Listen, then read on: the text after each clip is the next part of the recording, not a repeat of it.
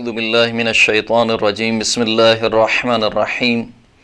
الحمد للہ رب العالمین والصلاة والسلام علی محمد وعلی آلہ الطیبین الطاہرین المعصومین واللعنۃ الدائمۃ علی اعدائہم اجمعین اما بعد فقد قال اللہ سبحانہ وتعالی فی کتابہ المجید شہر رمضان الذی انزل فیہ القرآن ھدی للناس وبینات من الھدی والفرقان۔ محترم ناظرین کرام، ماہ مبارک رمضان کی آج چھٹی تاریخ ہے اور چھٹے پارے کا خلاصہ آپ کی خدمت میں حاضر ہے۔ قرآن مجید کا چھٹا پارہ سورہ مبارکہ نساء کی 148ویں آیت سے لے کر 176ویں آیت تک، یعنی سورہ نساء کی جو باقی ماندہ تمام آیتیں ہیں وہ اس چھٹے پارے میں شامل ہیں، اور اس کے علاوہ سورہ مبارکہ مائدہ کی 82 آیتیں اس چھٹے پارے میں شامل ہیں۔ ابتدائی آیت میں پہلے خداوند کریم نے بیان کیا کہ خداوند کریم کو پسند نہیں ہے کہ کوئی کسی کی بھی برائی علل اعلان کرے مگر یہ کہ جس پر ظلم کیا گیا ہو۔ پھر اس کے بعد خداوند کریم نے آیت نمبر 150 سے لے کر آیت نمبر 170 تک یہودیوں کا تذکرہ کیا ہے کہ جس میں یہ بیان ہوا کہ یہ یہودی کہتے ہیں کہ ہم بعض انبیاء پر ایمان لاتے ہیں اور بعض پر ایمان نہیں لاتے۔ یہ یہودی وہ ہیں جو انبیاء کے قتل کے مرتکب ہوئے ہیں، اور انہی آیات میں خداوند کریم نے یہودیوں کی ایک بیہودہ خواہش کو بھی ذکر کیا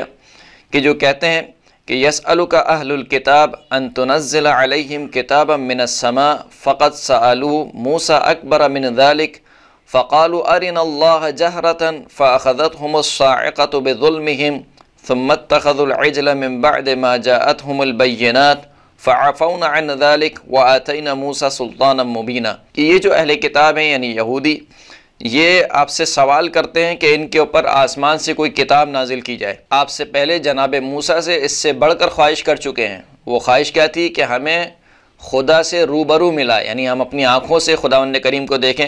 اور پھر وہ طور کا واقعہ پیش آیا کہ جس میں خداوند کریم نے ایک صاعقہ خداوند کریم کی طرف سے تجلی ہوئی نور کی کہ جس میں سب کے سب بے ہوش ہو گئے۔ پھر خداوند کریم کہتا ہے کہ اس کے بعد بھی ہم نے ان کو بخش دیا اور ہم نے جناب موسیٰ کو واضح نشانی دے کر بھیجا۔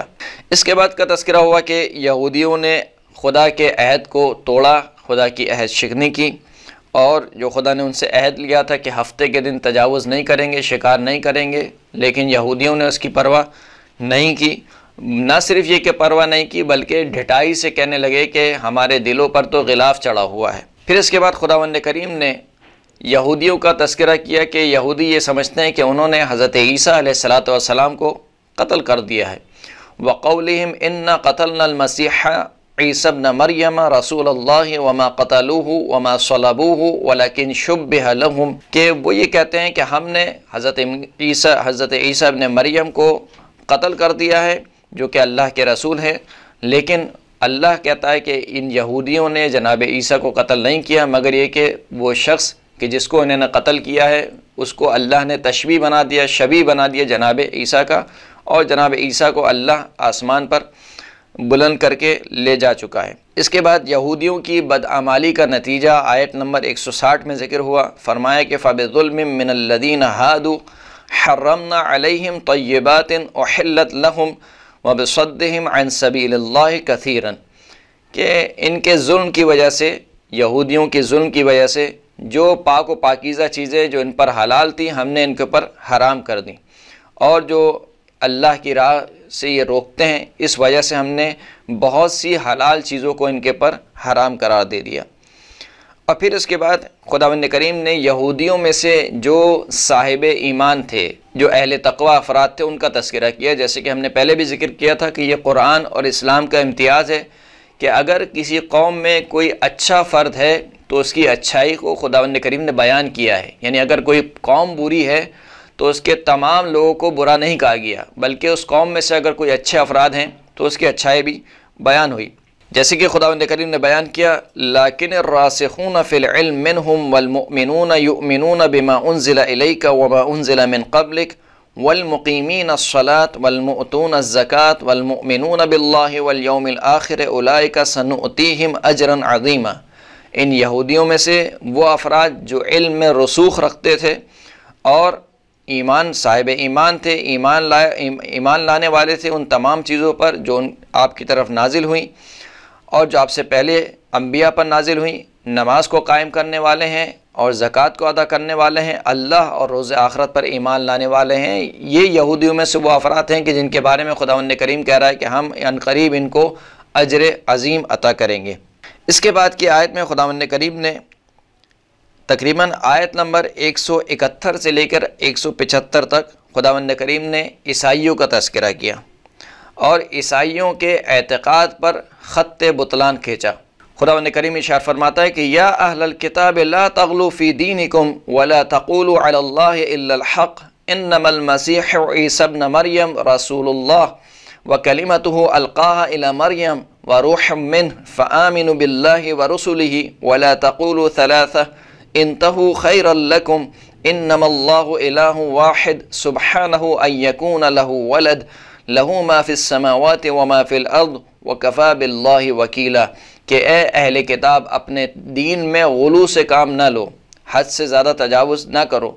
اور اللہ پر وہ بات نہ کہو سوائے حق کے۔ بے شک مسیح ابن مریم یعنی حضرت عیسیٰ ابن مریم اللہ کے رسول ہیں اور اس کے کلمہ ہیں، وہ کلمہ ہیں کہ جس کو اللہ نے جناب مریم کی طرف القاء کیا اور اللہ کی روح ہے۔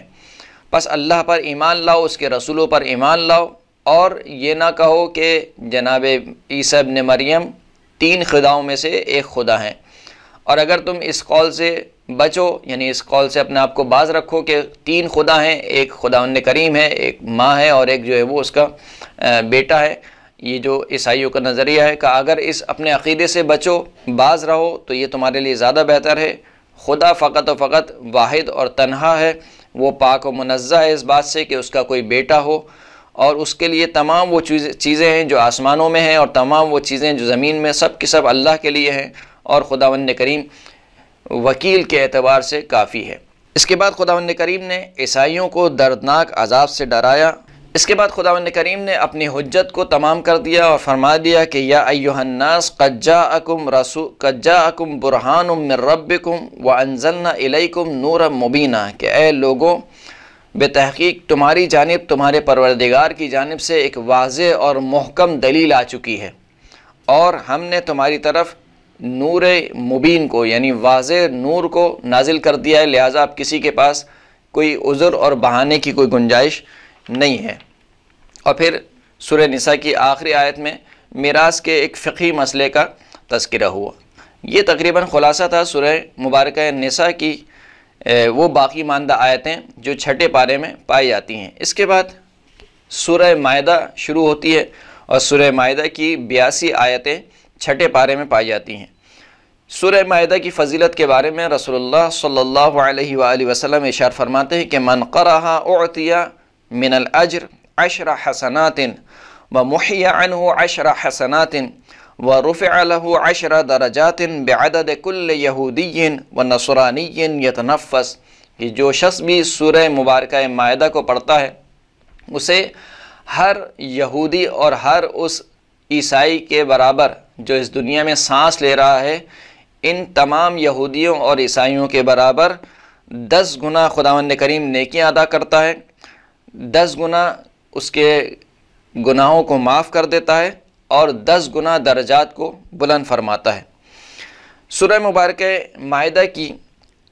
ابتدائی 11 آیت میں خداوند کریم نے مسلمانوں کے لیے کچھ احکامات کا تذکرہ کیا اور مسلمانوں سے تقاضا کیا کہ وہ ان احکامات کی پابندی کریں اور ان پر عمل پیرا ہوں، جن میں سے حج کا تذکرہ ہوا، اور پھر اس کے بعد کھانے کے اعتبار سے جو جانور انسان کے لیے حرام گوشت ہیں ان کا تذکرہ ہوا، نکاح کا تذکرہ ہوا کہ نکاح کے حوالے سے جو عورتیں انسان پر حلال یا حرام ہیں ان کا ذکر کیا گیا، پھر اس کے بعد خداوند کریم نے وضو، غسل اور تیمم کا تذکرہ کیا، اور پھر اس کے بعد خداوند کریم نے اہل ایمان کو عدل قائم کرنے اور عدل کے ساتھ حکم کرنے اور عدل کے ساتھ گواہی دینے کا حکم دیا، جیسے کہ خداوند کریم سورہ مائدہ کی 8ویں آیت میں ارشاد فرما رہا ہے کہ یا ایھا الذین آمنوا کونوا قوامین للہ شہداء بالقسط ولا یجرمنکم شنآن قوم علی الا تعدلوا اعدلوا هو اقرب للتقوی، اے اہل ایمان اللہ کے لیے عدل و انصاف کے ساتھ گواہی دو اور کسی قوم کی دشمنی ہرگز اس بات میں آڑے نہ آئے کہ تم عدل و انصاف کا دامن ہاتھ سے چھوڑ دو اور عدل و انصاف کرو کہ عدل و انصاف تقویٰ کے بہت نزدیک ہے۔ اللہ سے ڈرو، بے شک خداوند کریم جو کچھ تم انجام دیتے ہو اس سے باخبر ہے۔ اس کے بعد خداوند کریم نے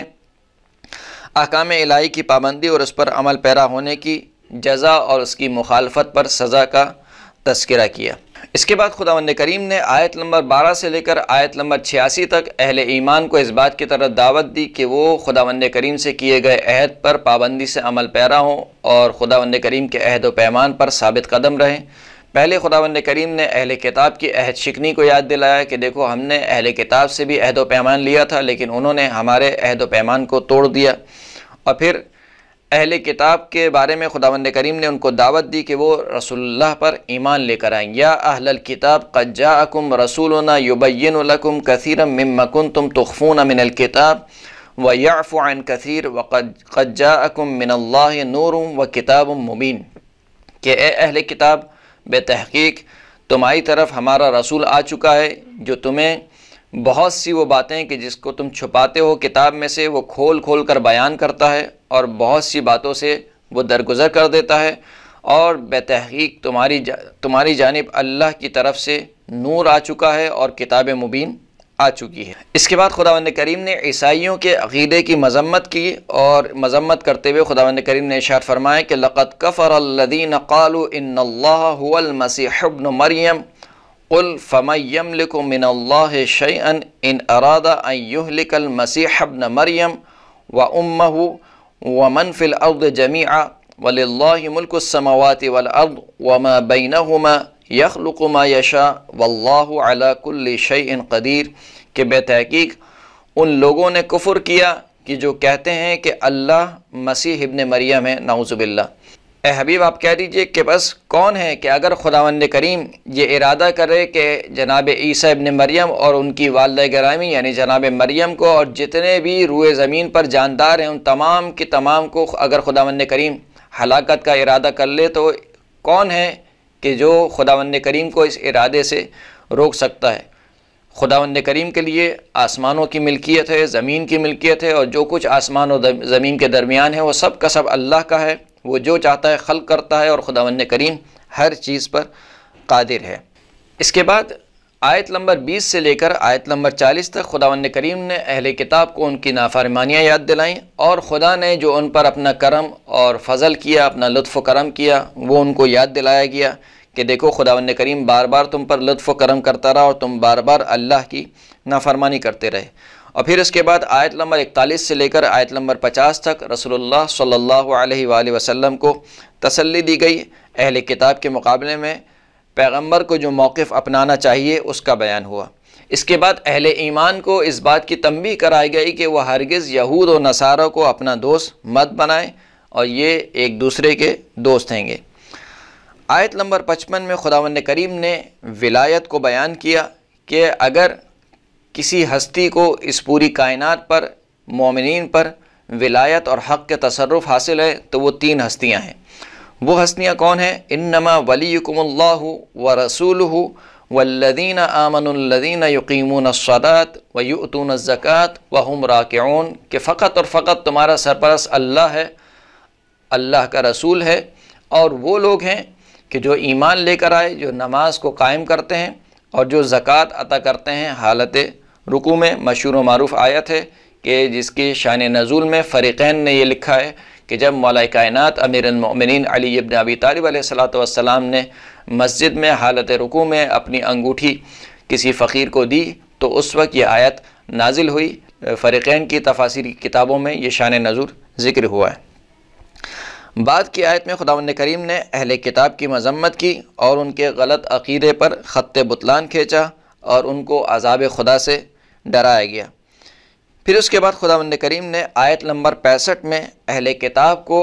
یہ خوشخبری اور نوید دی کہ اگر وہ ایمان لے آئیں اور اللہ کا تقوی اختیار کریں تو خداوند کریم ان کے گناہوں کو بخش دے گا اور ان کو جنت میں داخل کرے گا۔ وَلَوْ أَنَّ أَهْلَ الْكِتَابِ آمَنُوا وَاتَّقَوْا لَكَفَّرْنَا عَنْهُمْ سَيِّئَاتِهِمْ وَلَأَدْخَلْنَاهُمْ جَنَّاتِ النَّعِيمِ، کہ اگر یہ اہل کتاب ایمان لے آئیں اور تقوی اختیار کریں تو ہم ضرور بضرور ان کی برائیوں کا جبران کریں گے، یعنی ان کے گناہوں کو بخش دیں گے اور ان کو باغات میں داخل کریں گے۔ اس کے بعد سورہ مبارکہ مائدہ کی اہم ترین آیت ہے جو کہ آیت نمبر 67 ہے، کہ جس میں خداوند کریم ارشاد فرماتا ہے کہ یا ایھا الرسول بلغ ما انزل الیک من ربک وان لم تفعل فما بلغت رسالتہ واللہ یعصمک من الناس ان اللہ لا یہدی القوم الکافرین۔ یہ انتہائی اہم ترین آیت ہے کہ جس میں رسول اللہ کو ان کے عہدے سے پکارا گیا اور ان سے کہا گیا کہ جو کچھ اللہ کی جانب سے آپ پر نازل ہوا ہے اس کو آپ پہنچا دیجئے۔ اگر آپ نے نہیں پہنچایا تو گویا آپ نے رسالت کا کوئی کام انجام نہیں دیا، یعنی یہ آخری جو حکم تھا یا جو بھی حکم تھا وہ برابر تھا رسول اللہ کی پوری رسالت کے مقابل میں۔ یعنی رسول اللہ نے جتنی زحمتیں برداشت کی ہیں مکہ اور مدینے میں، مکہ میں جس طریقے سے کفار کی زحمتوں کو برداشت کیا، مدینے میں آنے کے بعد جو ساری کی ساری جنگیں ہوئیں اور جو حکومت قائم ہوئی، کہ یہ ساری کی ساری آپ کی محنت جو آپ نے برداشت کی ہے، یہ تمام کی تمام محنت آپ کی رائے گاں چلے جائے گی اگر آپ نے اس حکم کو نہیں پہنچایا۔ تو تمام مسلمانوں کو سوچنا چاہیے کہ آخر وہ کون سا حکم تھا کہ جس کے بلبوتے پر رسول اللہ کی رسالت داؤ پر لگ گئی اور خدا کو ڈراتے ہوئے یہ کہنا پڑا کہ اے رسول اگر آپ نے اس حکم کو نہیں پہنچایا تو گویا آپ نے کوئی رسالت کا کام انجام نہیں دیا، اور وہ حکم ولایت امیر المؤمنین علی بن ابی طالب علیہ السلام ہے۔ اس کے بعد کی آیت میں یعنی آیت نمبر 70 سے لے کر تقریباً آیت نمبر 82 تک خداوند کریم نے اہل کتاب یعنی یہود و نصارہ کا تذکرہ کیا ہے، ان کے کرتوتوں کا تذکرہ کیا ہے، ان کے عقائد کا تذکرہ کیا ہے اور ان کی عہد شکنی کا تذکرہ کیا ہے، اور اس طریقے سے یہ پارہ تقریباً اختتام ہوتا ہے۔ وآخر الدعوانا ان الحمد للہ رب العالمین۔